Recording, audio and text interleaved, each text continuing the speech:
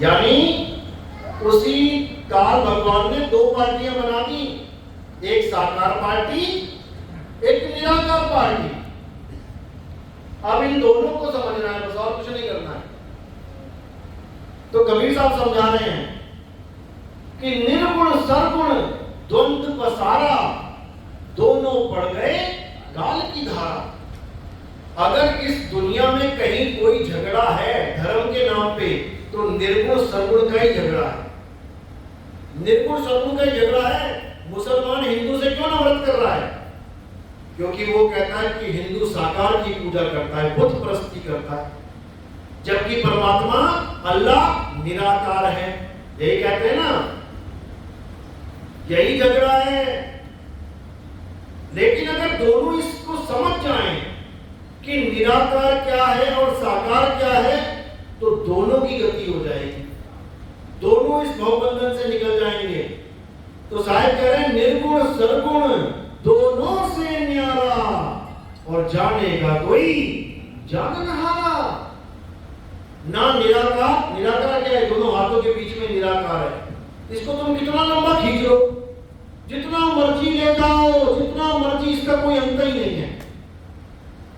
और उसी में, इसी से साकार पैदा होता है। देखो कितना बड़ा जाल है। निरंकारियों से पूछो, निराकार वालों से पूछो कि भैया परमात्मा अगर निराकार है और परमात्मा शुरू से था, तो ये साकार कहां से आ गया बीच में? परमात्मा अखंड था, तो ये बीच में मसाला कहां से आ गया? ये कहां से टपक गया बीच में? अखंड का मतलब होता है जिसमें ना कुछ जा सके, ना उसमें से कुछ आ सके। अखंड, अगर उसमें से कुछ टूट टूट के निकल रहा है तो खंडित हो गया। वो दूध में पनीर है, अगर पनीर दूध से निकाल दिया तो साकार में आ गया। पनीर चाकोर तिकोना हो सकता है, दूध चाकोर तिकोना हो सकता है क्या? दूध नहीं होगा।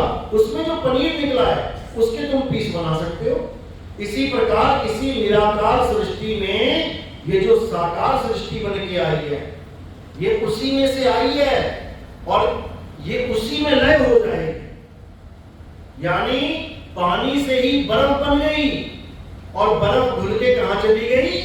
पानी में। बस यही झगड़ा है। अब कोई पानी को मान के बैठा है कि नहीं पानी ही सत्य है, और कोई बर्फ को मान के बैठा है नहीं बर्फ सत्य है, जबकि सत्य दोनों ही नहीं है। चक्कर ये है। सत्य क्या है? सत्य वो है जो दोनों को देख रहा है। देखो तुम्हें निराकार और साकार दोनों दिख रहे हैं कि नहीं दिख रहे हैं? जो निरंकार वाले हैं भगत, वो जान रहे हैं इस बात को कि निराकार को भी मैं देख रहा हूं और साकार को भी मैं देख रहा हूं, तो मैं निराकार साकार दोनों से न्यारा हूं। अब ना निराकार को देखना है ना साकार को देखना है, अब किसको जानना है? खुद को। Who am I? मैं कौन हूं? ये आत्मा है तो है क्या? इसको जानना है। तो कबीर साहब ने यही समझाया कि निराकार और साकार के जंजाल से निकल के आत्म बोध को प्राप्त करो, आत्म ज्ञान को प्राप्त करो।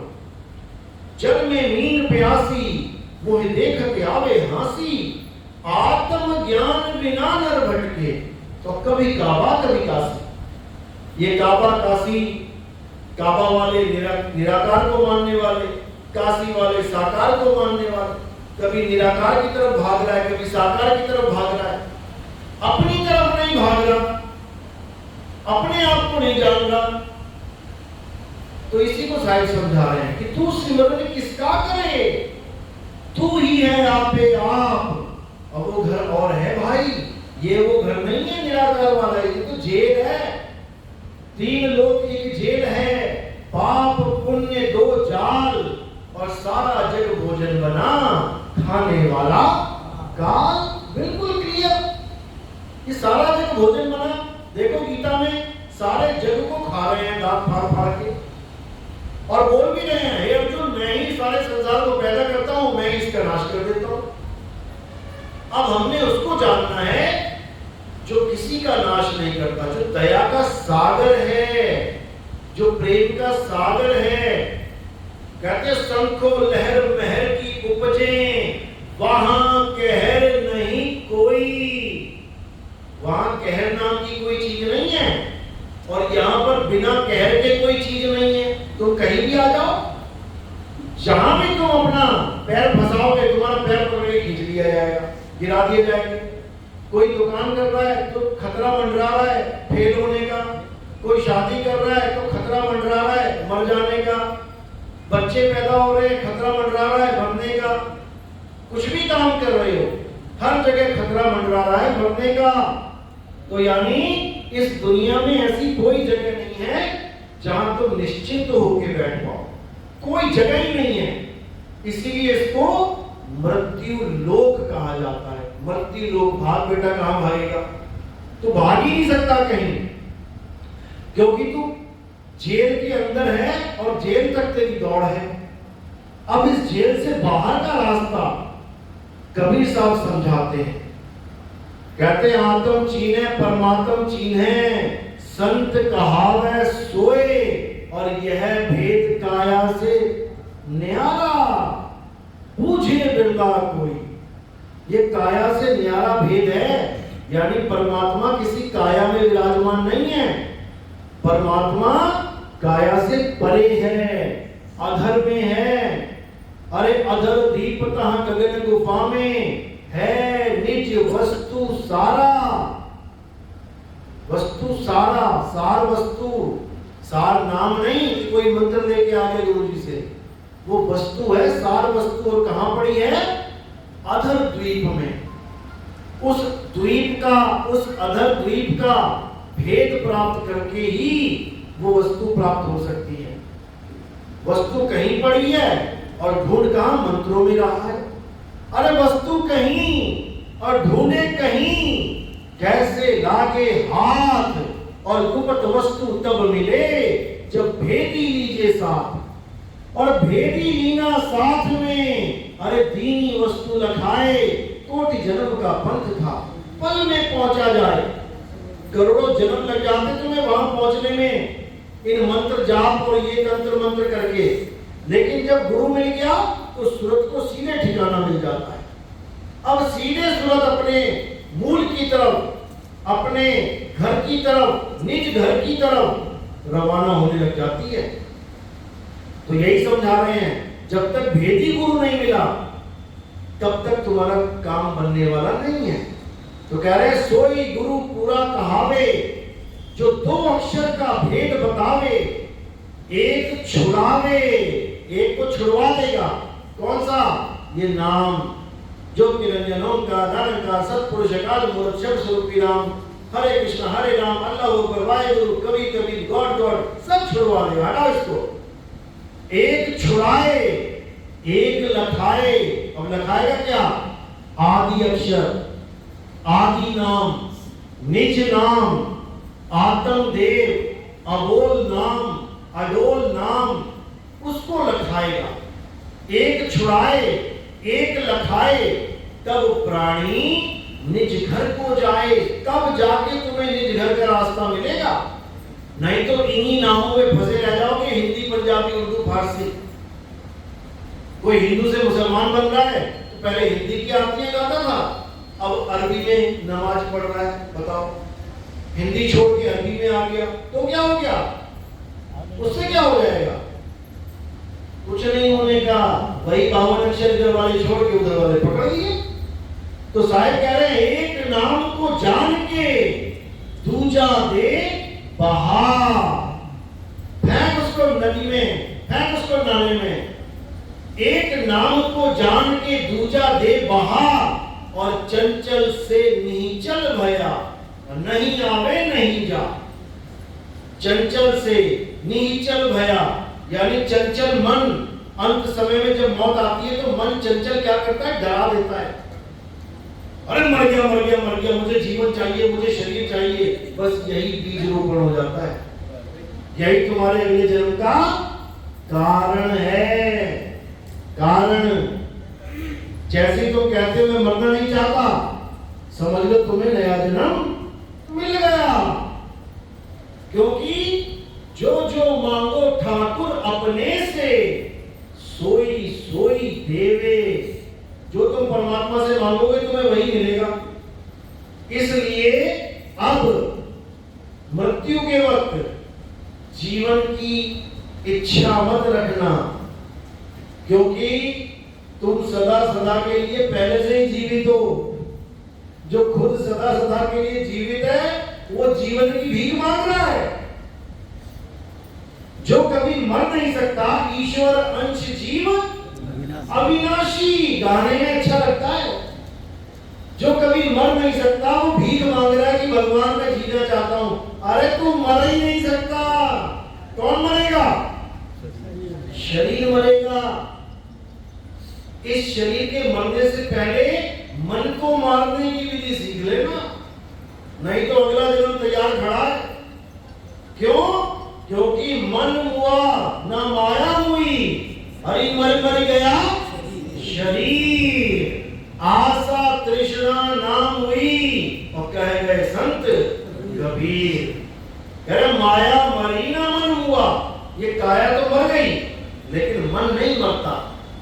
जो अंत समय में खलबली मचती है ना, बचा लो, ये मन ही कर रहा है, और बचा लो करते करते तन तो शांत हो गया, लेकिन मन वैसे ही बोलता रहेगा। याद रखना, तुम्हारा शरीर हिलना डुलना बंद हो जाएगा, लेकिन तुम पूरे चेतन होगे उस वक्त भी, और ये बस यही कहेगा मर गया, तू मर गया।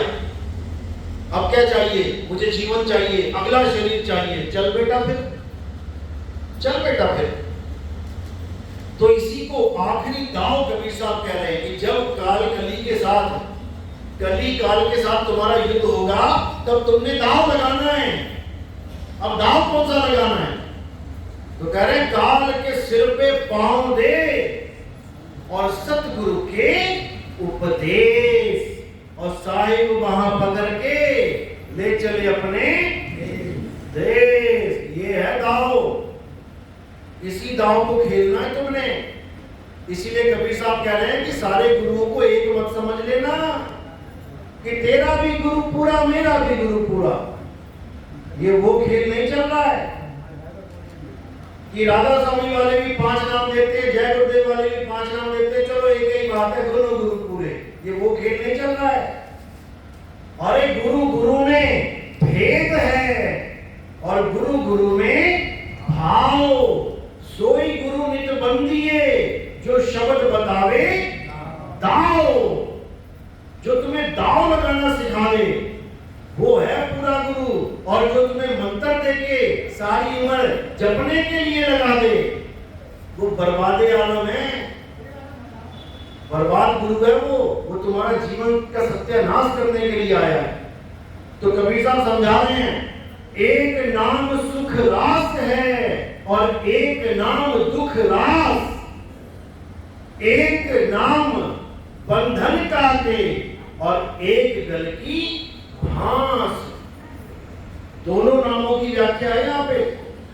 एक नाम सुख रास है, यानी एक तो ऐसा नाम है जो तुम्हें आनंद से भर देगा, और एक नाम दुख रास, एक ऐसा नाम है कि तुम्हारी त्राहिमाम करवा देगा। यानी 52 अक्षरी। तुम्हें प्यास लगी है तो तुम्हें 52 अक्षर दे दिए गुरुजी ने, लटो बेटा पानी पानी पानी, मरवा देगा तुम्हें प्यासा। और एक गुरु ने तुम्हें वस्तु का ज्ञान दे दिया, बेटा वो हैंडपंप लगा है ना, उसको 4 बार ऐसे घुमा दे, पानी आता है, पी ले जाके। कोई नाम नहीं दिया, बिना नाम जपे हैंडपंप चलाया, पानी निकाला, पी लिया। और एक बेचारा जोगी बना पड़ा है, पानी पानी पानी पानी, तो कहते हैं पानी पानी करते करते अरे प्यासा ही मर जाएगा। तो ये दुखरास नाम है जो ये 52 अक्षरी नाम लेके बैठे हुए हैं।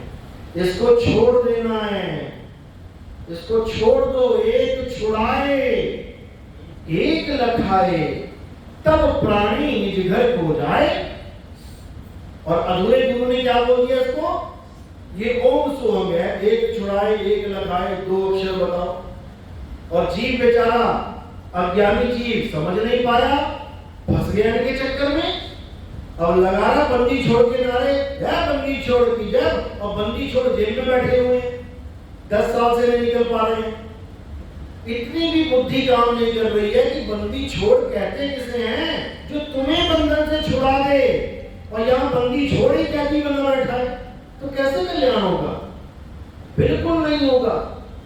बंदी छोड़ नाम प्रभु का है, जो जन्म मरण से बंधन छुड़वा दे। लेकिन लोगों की समझ में नई बात आ रही। क्यों नहीं आ रही? क्योंकि ये सब दुनियावी सुख के पीछे भाग रहे हैं। क्या नितिन दास कैंसर ठीक करवा सकता है?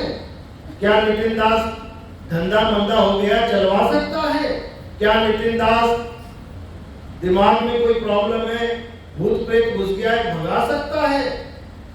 बस यहीं तक इनकी बुद्धि सीमित है। अरे जो कैंसर ठीक कर सकता है, कैंसर ठीक करने के बाद भी तुम मरोगे। जो तुम्हारी किडनी ठीक कर सकता है, किडनियां ठीक होने के बाद भी तुम मरोगे। यानी तुम्हारा गुरु तुम्हें मरने से नहीं बचा सकता, लेकिन नितिन दास तुम्हें मरने ही नहीं देगा। अभी तुम्हें पता नहीं है इस नाम की ताकत क्या है। ये नाम अमर कर देता है, अमर।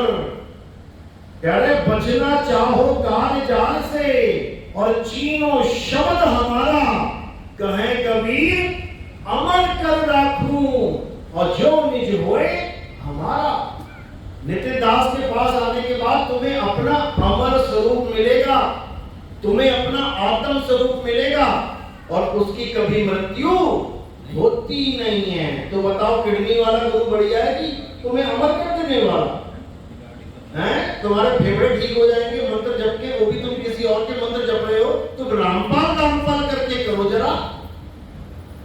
रामपाल भी तो भगवान का ही नाम हो गया ना, जब गुरु भगवान है तो तुम रामपाल रामपाल जप के किडनी ठीक करके दिखाओ। अरे तुम गणेश जी महेश जी का नाम जप के किडनी ठीक कर रहे हो, और उन्हीं के मंदिर जाने में तुम कहते हो नाम खंड हो गया। बताओ, जिसका नाम तुम दिन रात जप रहे हो, उसी के घर जाने से नाम खंड हो गया। क्या बेवकूफ बना दिए इंसानों को। जिसका नाम तुम दिन रात जप रहे हो, उसके मंदिर में जाके तुम उसके नाम का प्रसाद नहीं खा सकते। बताओ, उन्हीं के नाम जप के तुम्हारी काया ठीक हो रही है, उसी के जाके तुम हार नहीं पहना सकते मूर्ति पे। बताओ, तो ये सब फालतू की बातें हैं। असली चीज क्या है? आत्मज्ञान। जैसे ही आत्मज्ञान हो गया, उसके बाद राम जी, कृष्ण जी, हनुमान जी, आप हम अलग अलग रह ही नहीं जाते। नहीं कबीर नहीं धर्मदासा, अक्षर एक सब घट ही निवासा, वाही तो सतपुरुष कहिए, और आदि अंत अक्षर गह रहिए। अक्षर यानी अविनाशी आत्मा। जब तुम्हें बोध हो गया कि मैं भी एक आत्मा, सामने वाला भी एक आत्मा, राम भी एक आत्मा, कृष्ण भी एक आत्मा, हनुमान भी एक आत्मा, भोले शंकर भी एक आत्मा, फिर फर्क है कहां? घड़े अलग अलग हैं, माटी के घड़े अलग अलग हैं, लेकिन आत्मा रूपी जल सब में एक है। कबीर कुआं एक है, और पानी भरे अनेक। बर्तन सबके न्यारे न्यारे, और पानी सब में एक। बताओ, कहां फर्क रह गया? फर्क कहां रह गया? फिर कबीर साहब वाणी में समझा रहे हैं, अरे राम कबीरा एक हैं, कृष्ण करीमा एक हैं, कहन सुनन में दो, और दो करके वो जानते, जिन्हें सतगुरु मिला ना दो। जब सतगुरु मिल गया तो सब एक हो गए, सभी आत्मा हो गए। कौन शरीर है यहाँ पे? हम सब तो शरीर छोड़ देंगे, हम सब शरीर नहीं है। शरीर तो हमारे कपड़े हैं, कपड़े पहने हुए ना, अभी देखना जाके सब कपड़े उतार के दूसरे पहन लेंगे। इन कपड़ों की क्या औकात है? कपड़े देख देख के लोग जज कर रहे हैं, वो भोले शंकर है, वो राम जी हैं, वो हनुमान जी हैं, वो फलाना है, वो ढिकाना है। अरे इतना ज्ञान तो गीता में दे दिया अर्जुन को, विराट रूप में सारे रूप दिखा दिए कि बेटा ये सब घड़े मैं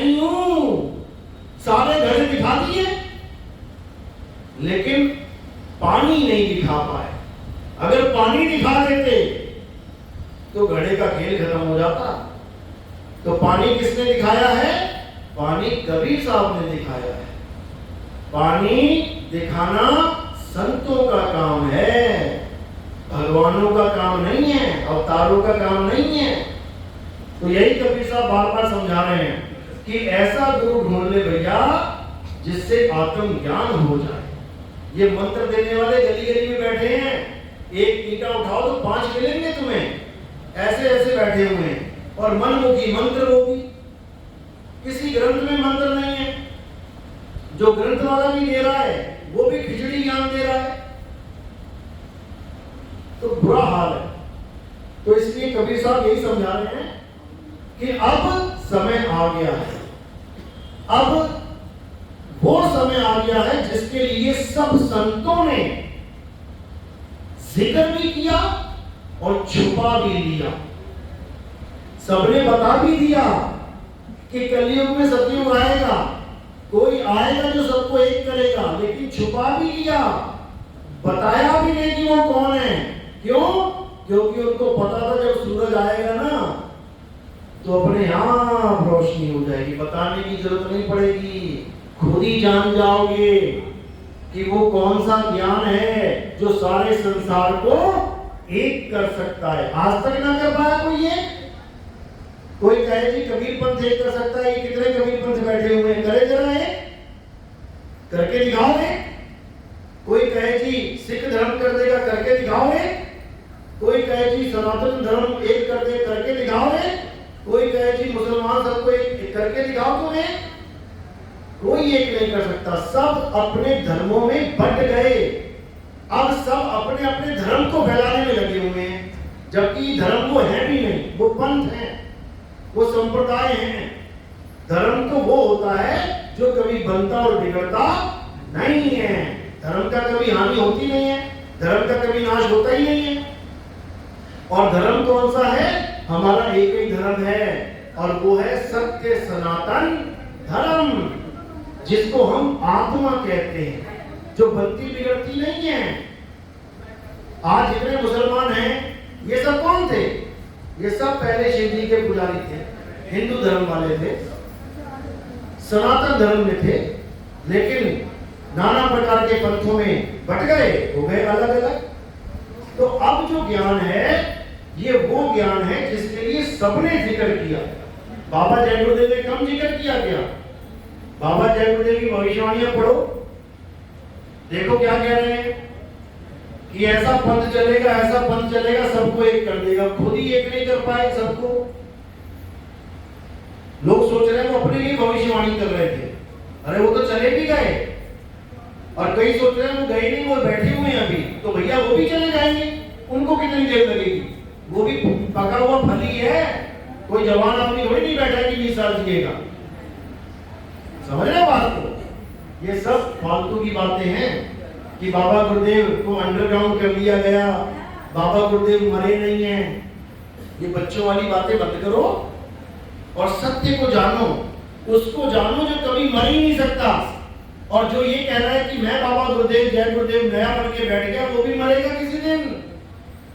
तो अब क्या करोगे फिर? नया जय गुरुदेव ढूंढोगे? उसको ढूंढो जो सच में जय गुरुदेव है। कौन है जय गुरुदेव? शब्द गुरु है जय गुरुदेव। उसका कभी नाश नहीं होता, वो सदा अजर अमर अविनाशी है। इसलिए बोल भी दिया गया जय गुरुदेव नाम प्रभु का। इंसान का तो है ही नहीं, ये प्रभु का नाम है, इंसान का तो नाम है ही नहीं। और किसी से पूछो भैया फोटो किसकी लगी है? ये जय गुरुदेव की लगी है। अच्छा, जय गुरुदेव की लगी है। जय गुरुदेव की कोई फोटो भी हो सकती है क्या?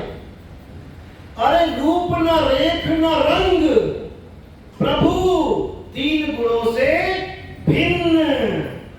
वो प्रभु जिसका नाम है जय गुरुदेव, नाम प्रभु का, उस प्रभु की महिमा गा रहे हैं बाबा नानक। रूप न रेख न रंग, प्रभु तीन गुणों से भिन्न। तिसही बुझाए नानका, चित होवे प्रसन्न। कहते हैं उसकी बुद्धि में ये ज्ञान पड़ता है, परमात्मा जिस पे प्रसन्न हो जाता है। अब किस पे होता है प्रसन्न पता है? परमात्मा किस पे प्रसन्न होता है? परमात्मा उस पे प्रसन्न होता है जो किसी भी पंथ में जुड़ा हुआ हो, लेकिन सच्ची श्रद्धा से, सच्ची आस्था से, तन मन धन से उस पंथ की सेवा करता हो, उस पे प्रसन्न होता है प्रभु। उसको लगता है देखो अधूरा पंथ है, लेकिन कितनी मेहनत कर रहा है, कितनी लगन से सेवा कर रहा है, अपने शरीर की भी होश नहीं रखी है, इसको सच्चे नाम से जोड़ दिया जाए। आजा बेटा आगे। यानी एमबीबीएस में कौन आता है, भर्ती होता है? जो 12वीं क्लास तक अच्छी तरह पढ़ता है, मन लगा के पढ़ता है, दिन रात पढ़ता है। जो नीचे वाली क्लास में पूरा जोर लगा के पढ़ता है और अच्छे नंबर से पास होता है, उसको ऊपर वाली क्लास वाले क्या कहते हैं? आजा बेटा तेरी कमी है, आजा। यानी जो नीचे वाले ज्ञान को अच्छी तरह ग्रहण करता है, जो अधूरे पंथ में रह के अच्छी तरह सेवा करता है, उसी के नसीब में अगला पंथ होता है। वो तो पुरानी क्लास में ना पढ़ पाया, जो 10वीं 12वीं में फेल हो गया, वो डॉक्टर क्या बनेगा? तो जो पुराने पंथ में भी सही से भक्ति नहीं कर पा रहा है, नशे कर रहा है, इधर जय गुरुदेव, उधर दे खैनी दे जर्दा दे मसाला, तो प्रभु क्या कहेगा? बहुत अच्छा बंदा है, आजा आगे। कहेगा वहीं रह तू, तेरे बस की बात नहीं है, समझ लो। तो पहले तो उस नियम पे अटल हो जाओ जो संतों के नियम है। मांस नहीं खाना, अंडा नहीं खाना, शाकाहारी रहना, व्यभिचार नहीं करना, जुआ नहीं खेलना, किसी को बेमतलब तंग नहीं करना, गरीब पे अत्याचार नहीं करना, इन सब नियमों पे जो अटल होता है, फिर उसको आगे का रास्ता मिलता है। फिर परमात्मा कहते हैं आजा बेटा तेरे जैसों की कमी है। फिर उसको वो ज्ञान मिलता है जो बड़े बड़े ऋषि मुनियों को नहीं मिल पाया। बड़े बड़े ऋषि मुनियों को जो पूरा समुद्र तक एक बार में पी गए, जो पूरा पहाड़ उठा के चले गए, जो सब कुछ करके दिखा दिया जिन्होंने, उनको भी ये ज्ञान नहीं मिल पाया। फिर ऐसी किस्मत लिखता है परमात्मा तुम्हारी, बस इतना समझ लो। और उसके बाद तुम्हारी मुक्ति का काम शुरू होता है। फिर आती तुम्हारी मुक्ति की बारी कि अब तुमने कभी जन्म लेना ही नहीं है, लेना ही नहीं है। 84 तो बहुत दूर की बात है, मुझे इंसान भी नहीं बनना। फिर ऐसी किस्मत लिखी जाती है, फिर अपने आत्म स्वरूप में स्थित हो जाते हैं। तो उसी आत्म स्वरूप को कबीर साहब कहते हैं वही आत्म स्वरूप नाम है। उसी नाम में तुमने स्थित हो जाना है। उसी नाम को अखंड कहते हैं। नाम अखंड और सब खंडा, बाकी सब चीजें खंडित हो जाएंगी, लेकिन नाम खंडित नहीं होगा। यानी आत्म राम कभी खंडित नहीं होगा, वही अखंड है। और उसी का ज्ञान हमें चाहिए, बाकी कुछ नहीं चाहिए। भूल जाओ, छोड़ो सबको। तो अंत समय में क्या होगा? कली काल के साथ युद्ध होगा। काल भगवान तुम्हारे अंदर डर पैदा करेगा, तुम्हें डराएगा कि मर गया मर गया मर गया, लेकिन तुमने डरना नहीं है, तुमने दाव लगाना है।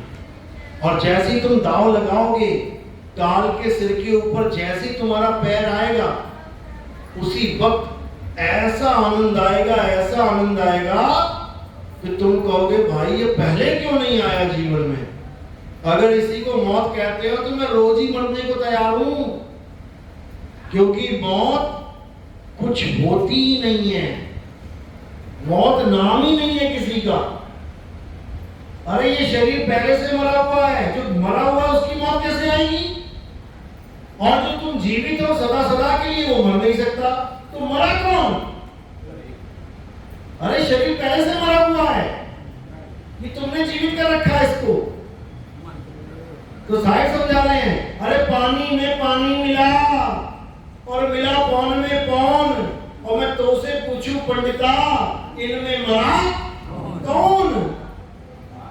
ये 5 तत्वों का शरीर है, 5 तत्व जड़ है, इन जड़ शरीरों को मिला के जड़ मूर्ति बना दी, ये शरीर बना दिया, 5 तत्वों का ये शरीर बना दिया, तो बोलेगा, चलेगा, खाएगा पिएगा? खाएगा पिएगा? नहीं पिएगा खाएगा। क्यों? क्योंकि अभी इसमें कनेक्शन नहीं जुड़ा है। तुमने पंखा लगा दिया, तुमने सब कुछ लगा दिया, प्लास्टिक की बॉडी बना दी, पंखा दुकान पे रेडी है बिकने के लिए, और तुम उठा के ले आए। कहां ले आए? जहां पे बिजली का कनेक्शन ही नहीं है। दुकान से पंखा खरीद के, कूलर खरीद के ले आए 20,000 का, और जंगल में रख दिया उसको पेड़ों के बीच में। अब देख लो यार, हवा क्यों नहीं आ रही?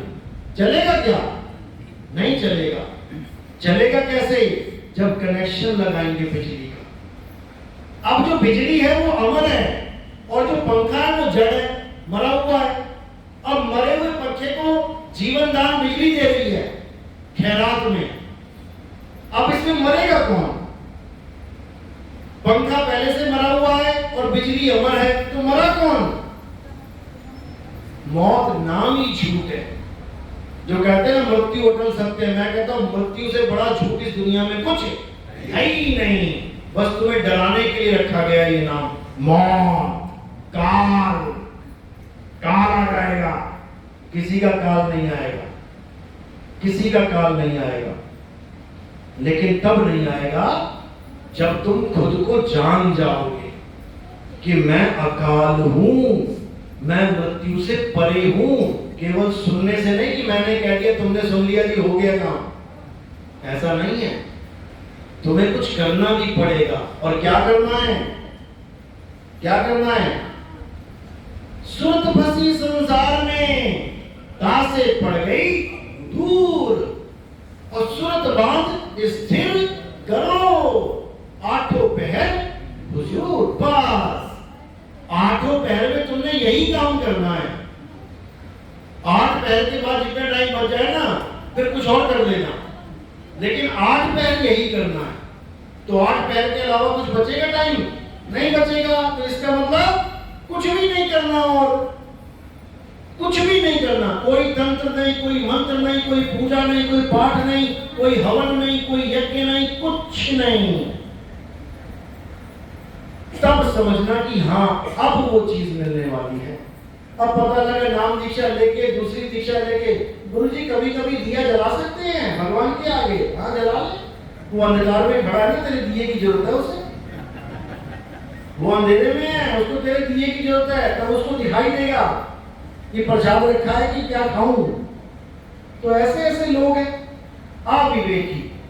जब तक तुम्हारे विवेक में 100% बढ़ोतरी नहीं होगी, 100%, 100 का मतलब है कि और कोई चीज के लिए जगह ही नहीं है।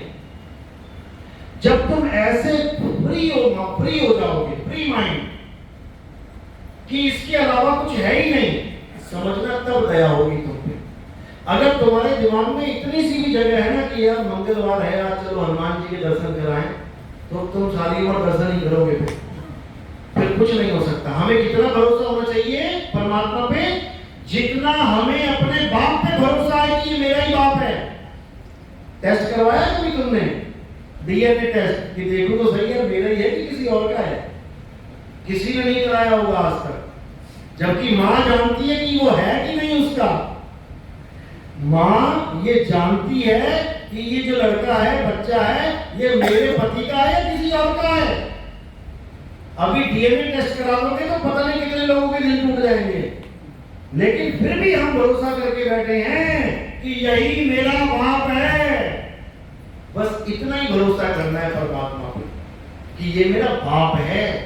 अरे तुम डीएनए टेस्ट करा लोगे, फेल नहीं होगा वहां पे, क्योंकि वो मेरा बाप है, इसमें कोई शक नहीं है। तो बाप अपने बेटे को कभी भटकने देगा? कभी भटकने देगा नहीं देगा। कब? जब वो उसके कहे में चले तब, नहीं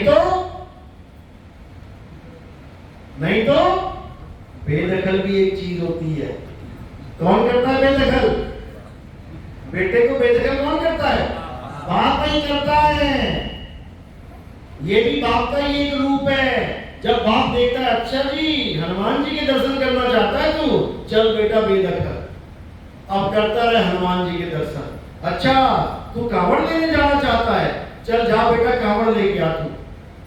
यानी तुम किसी और को बाप बनाना चाहते हो, तो बाप ये नहीं सहन कर सकता कि मेरा बेटा किसी और को बाप बोल दे, वहीं पे बेदखल हो जाता है बंदा। तो याद रखना, अब हमने बेदखल नहीं होना, बेदखल तो हुए पड़े हैं, तभी तो अपने घर वापस नहीं जा पा रहे, अपने घर से ही बेदखल हो गए हैं। अब नहीं होना है, अब हमने 100% अपने मालिक पे भरोसा करके अपने धाम पहुंचना है।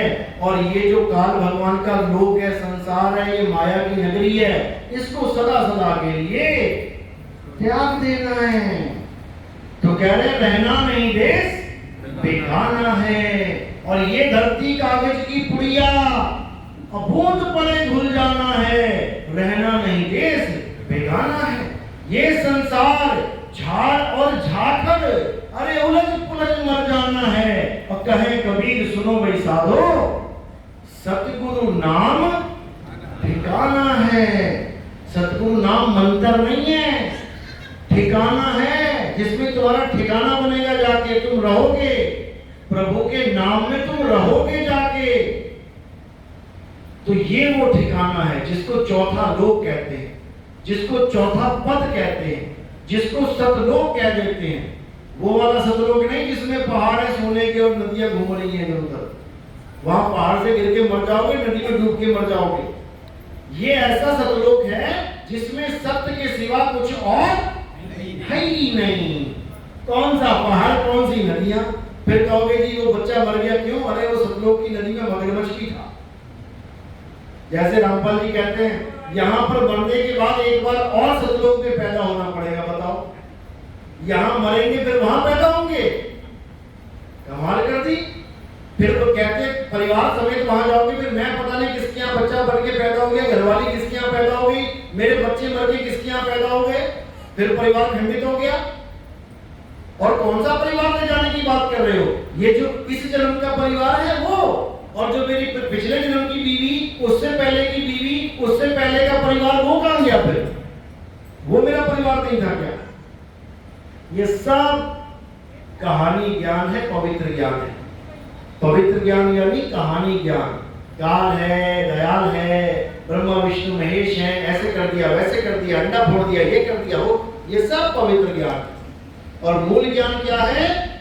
आत्मज्ञान है। आत्मज्ञान में सूरत को समाना है, बस यही हमारा ठिकाना है। इसके अलावा और कुछ नहीं करना, ना कहीं आना, ना कहीं जाना, आपे में आप समाना। चलो, तो आज का सत्संग यही समाप्त करते हैं। और नाम दीक्षा वाले कौन है? हाथ खड़ा करो। प्रथम दीक्षा वाले, दूसरी दीक्षा वाले, चलो टाइम बताओ पहले, लाइट का टाइम देखो कितना टाइम हो रहा है? 12:02। अच्छा, आधे घंटे में काम निपटाओ सारा। चलो मेरा बैग लेके आओ। हाँ, ये वाला। तो अब जयकारा लगाइए, बोलिए परम पिता परमात्मा की जय, सतगुरुमंदी छोड़ कबीर साहिब की जय, सभी संतों की जय, सभी भक्तों की जय, आनंद की जय, सकल अंश को बंदगी साहिब